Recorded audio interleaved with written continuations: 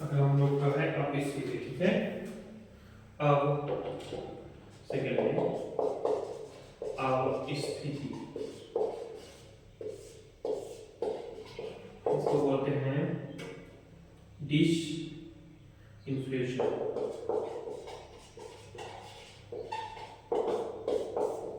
Dish inflation बोलते हैं। यह मुद्रास्फीति की ही क्या है, एक अवस्था है, परंतु यहाँ मुद्रास्फीति की दर में निरंतर आपको कमी देखी जाएगी, ठीक है।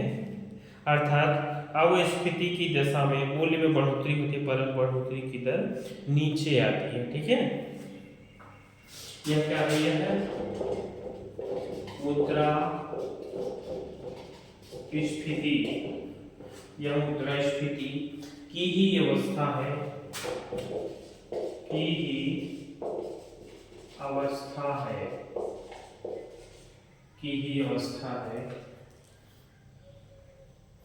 परंतु यहाँ मुद्रास्फीति की दर में, परंतु यहाँ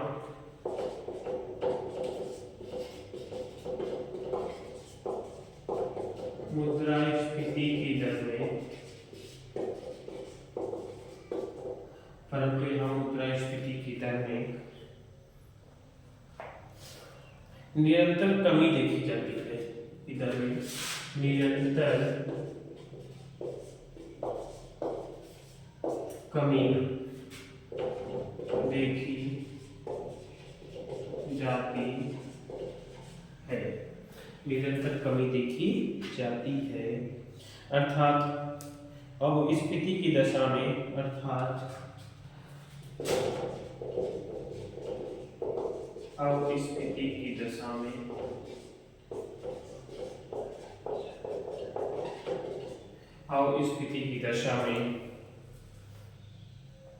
मूल्य में बढ़ोतरी होती है, दशा में मूल्य में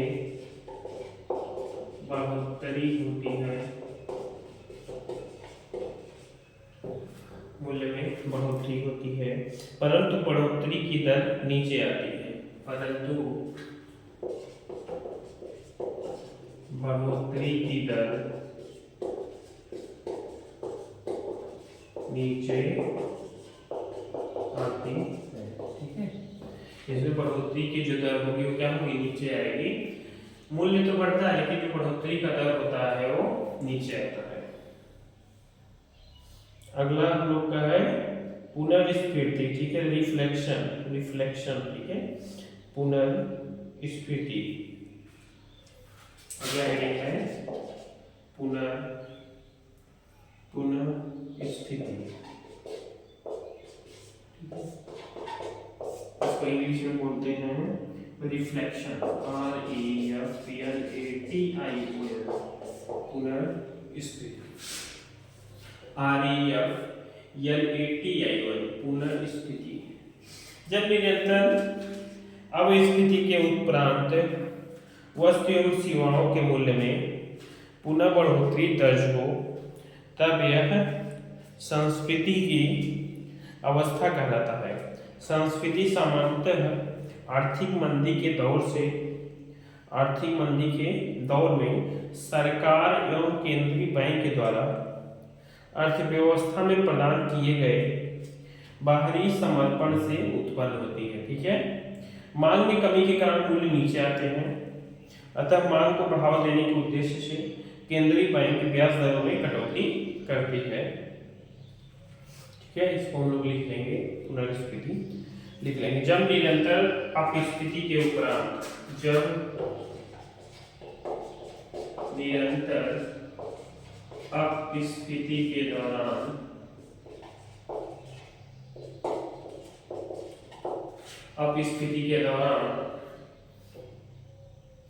वस्तु एवं सेवाओं के मूल्य में पुनः बढ़ोतरी दर्ज हो के दौरान वस्तुओं एवं सेवाओं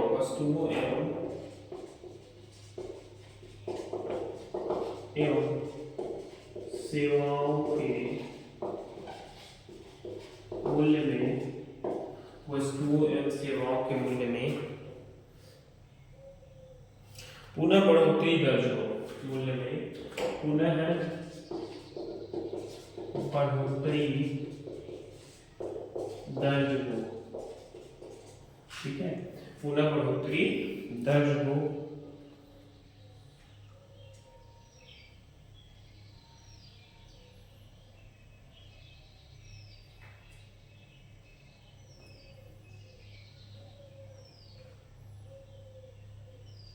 तब यह संस्कृति की अवस्था कहलाती है। तब यह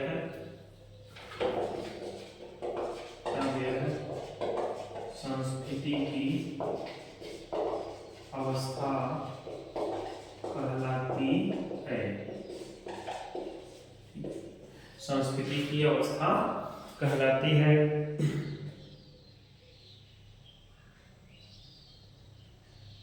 संस्कृति सामान्यतः आर्थिक मंदी के दौर में संस्कृति सामान्यतः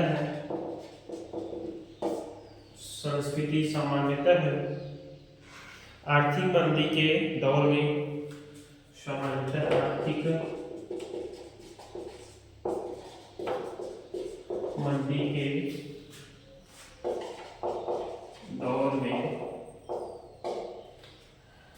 आर्थिक मंदी के दौर में सरकार और केंद्रीय बैंक द्वारा अर्थव्यवस्था में प्रदान किए गए के दौर में सरकार एवं केंद्रीय बैंक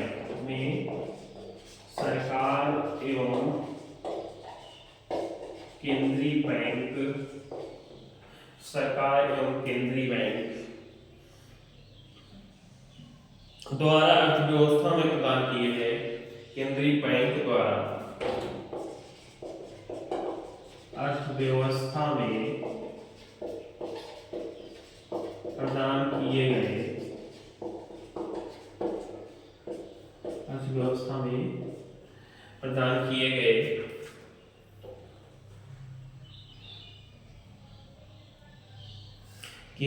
बाहरी समर्पण से उत्पन्न होती है। बाहरी समर्पण से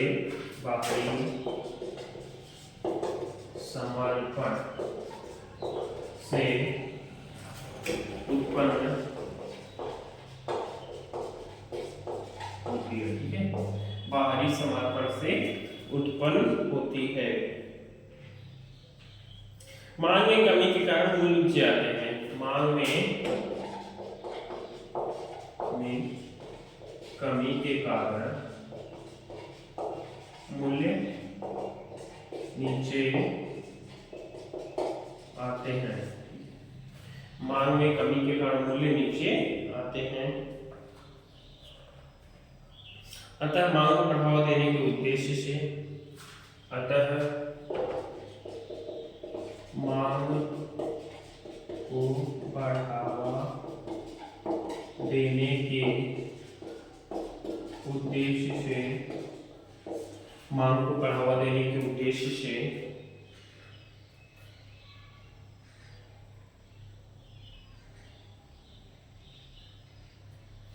केंद्रीय बैंक ब्याज दरों में कटौती करती है। केंद्रीय बैंक ब्याज दरों में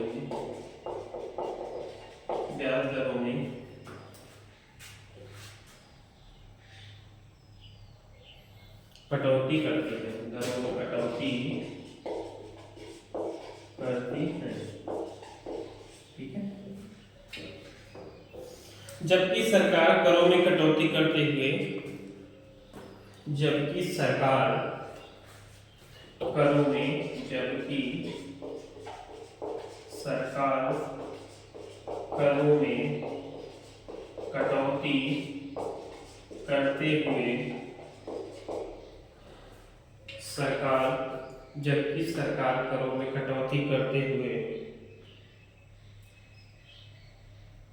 आधारभूत संरचना में निवेश करते हुए आधारभूत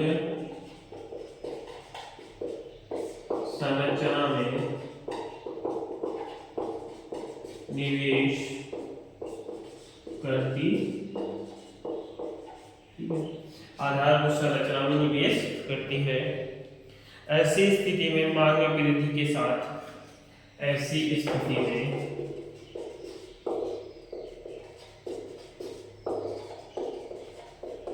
मांग में वृद्धि के साथ, ऐसी स्थिति में मांग में वृद्धि के साथ, मांग में वृद्धि के साथ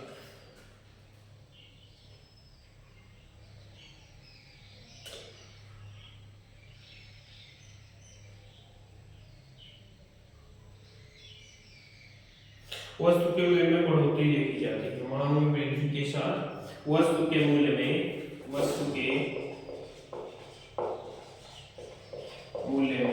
बढ़ोतरी देखी जाती है। ठीक है,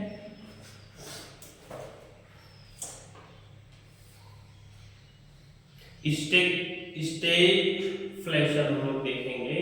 स्टैगफ्लेशन का मतलब होता है समृद्धि रहित मुद्रास्फीति। स्टैगफ्लेशन का मतलब होता है समृद्धि रहित मुद्रास्फीति। ठीक है,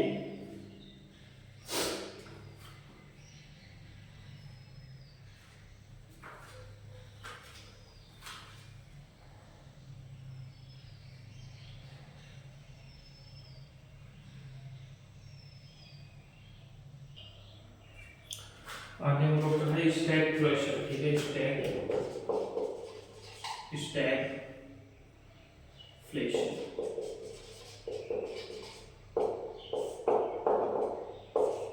ठीक है, इसको हम लोग बोलेंगे समृद्धि रहित प्लस मुद्रास्फीति।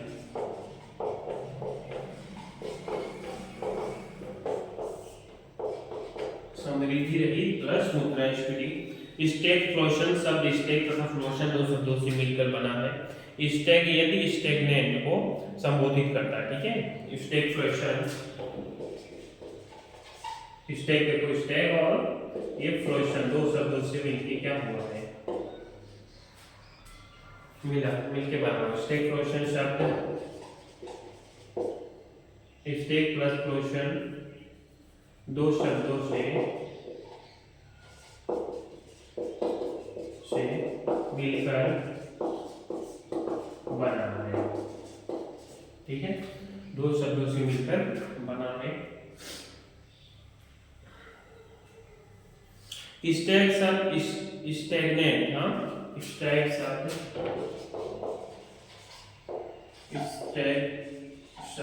स्टैग्नेंट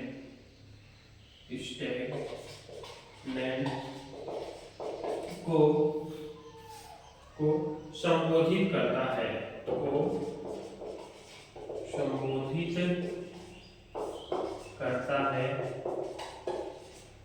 संबोधित करता है, जिसका अर्थ होता है रुकेगी अर्थव्यवस्था।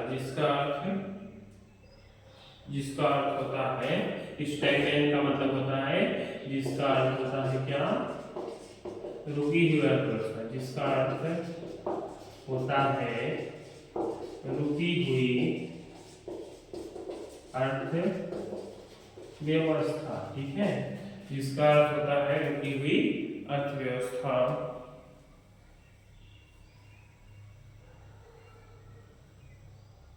जबकि फ्लोशन शब्द इन्फ्लेशन को संबोधित करता है। जबकि फ्लेशन शब्द इन्फ्लेशन को संबोधित करता, ठीक है, को संबोधित करता है। जिसका अर्थ है मुद्रास्फीति। जिसका अर्थ है मुद्रास्फीति।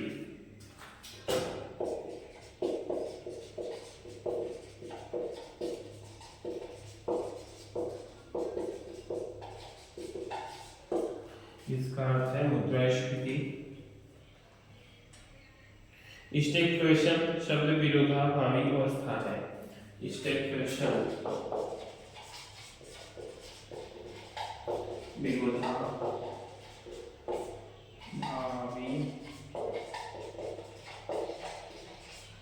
शब्द है।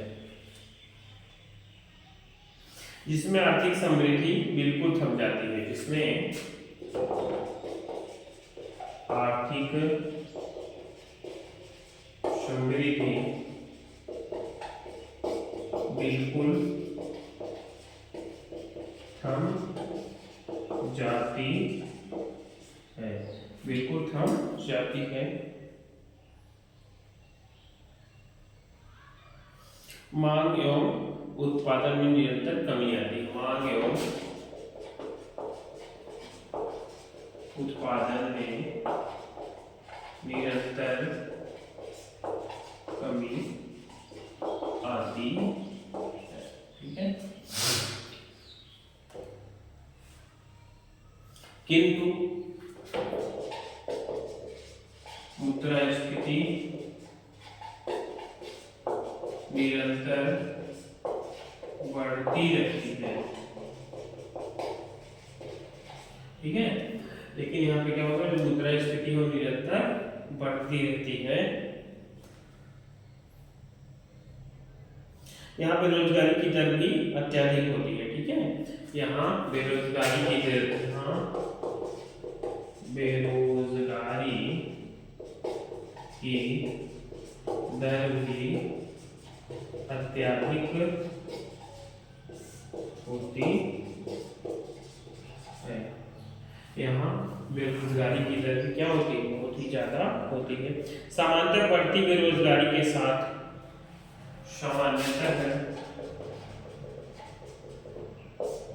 बढ़ती बेरोजगारी के साथ, सामान्यतः बढ़ती बेरोजगारी के साथ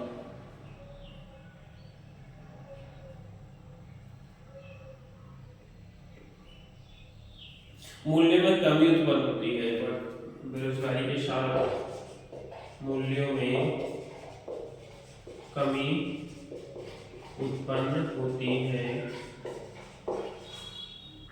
मूल्यों में कमी उत्पन्न होती है, ठीक है।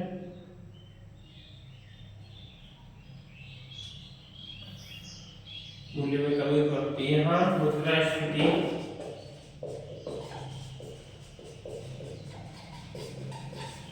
मुद्रास्फीति के पीछे प्रमुख कारण, के पीछे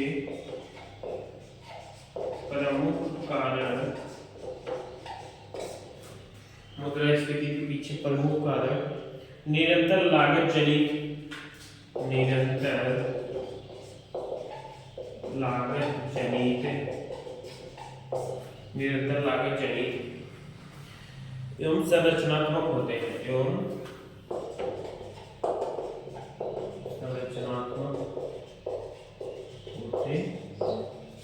ठीक है।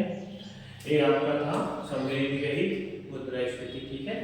इसके प्रश्न दो शब्दों से मिलकर बना होगा। स्टेग का मतलब होता है स्टेगनेंट, जिसका अर्थ होता है क्या होता है, रुकी हुई अर्थव्यवस्था, जबकि फ्लेक्शन का मतलब होता है मुद्रास्फीति, ठीक है। स्टेग क्वेश्चन विरोधाभासी शब्द है, जिसमें आर्थिक समृद्धि बिल्कुल भी क्या होती है, थम जाती है।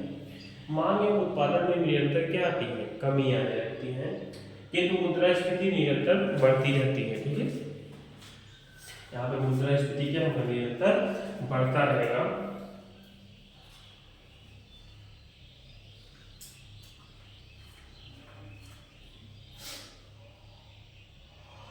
यहाँ बेरोजगारी की दर भी अत्यधिक होती है, ठीक है। समानता बढ़ती बेरोजगारी के साथ मूल्यों में क्या आपको दिखाई पड़ेगा, कमी दिखाई पड़ेगा। यहाँ मुद्रास्फीति के पीछे प्रमुख कारण निरंतर लागत जनित एवं संरचनात्मक होते हैं, ठीक है।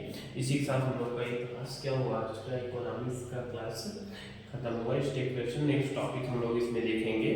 नेक्स्ट टॉपिक जो रहेगा वो मुद्रास्फीति की गणना हम लोग किस आधार पे करते हैं, ठीक है। मुद्रास्फीति की गणना किस प्रकार की जाएगी, इसके लिए भारत में मुद्रास्फीति गणना के उद्देश्य से दो प्रमुख सूचकांकों का प्रयोग किया जाता है, जिसको हम लोग फर्स्ट को बोलते हैं WPI और सेकंड को बोलते हैं CPI। WPI को बोलते हैं होलसेल प्राइस इंडेक्स और CPI को बोलते हैं कंज्यूमर प्राइस इंडेक्स, ठीक है। WPI के अंतर्गत मूल्य में होने वाले परिवर्तन को थोक बाजार के स्तर पर नापा जाता है, जबकि CPI के अंतर्गत मूल्य में होने वाले परिवर्तन को हम लोग क्या करते हैं, खुदरा स्तर पर नापते हैं, ठीक है। इसके बारे में हम लोग नेक्स्ट सेशन में डिस्कशन करेंगे। आप लोगों से रिक्वेस्ट है वीडियो को लाइक शेयर और सब्सक्राइब करना न भूलें। Thank you.